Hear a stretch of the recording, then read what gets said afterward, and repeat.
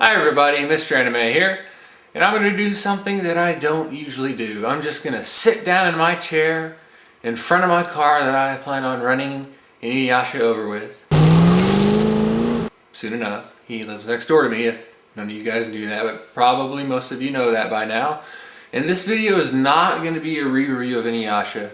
I'm just going to talk about why I have a love-hate relationship with this show, and I do own all of the Inuyasha. All of it. All the DVDs. I have every single one of them.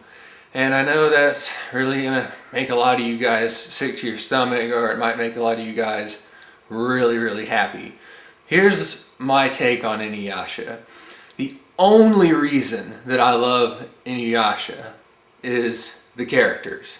I really like the characters. And they had hundreds of episodes, basically, to be forced on you, but I didn't feel that they were necessarily forced on me. They just grew on me. So what that came down to was them being thrown into all these situations that were absolutely pointless, when they really should have been probably focusing more on a romance comedy thing rather than all this action, because the action just didn't work. Naraku, the villain, was total shit. Why have a villain that's just going to make like little monster creations of himself go out over and over and over again to try to kill Inuyasha, and each one has a jewel shard, or there's a jewel shard in the dirt, or there's a jewel shard over there in the toilet. Oh, that guy's got a jewel shard in his ass. I don't know how we're going to get that one out. I don't think that happened. But if I would have been in charge of this show, I would have had more episodes of Inuyasha and Kagome with their romance continuing. Same thing with Moroku and Sango. And I would have had more scenes of Inuyasha in the real world. I love it when he went back through the bone well and went back, because Inuyasha was scared of technology. Whenever a truck would pass by, he'd growl at it, get on all fours, and everyone in Japan is just staring at him.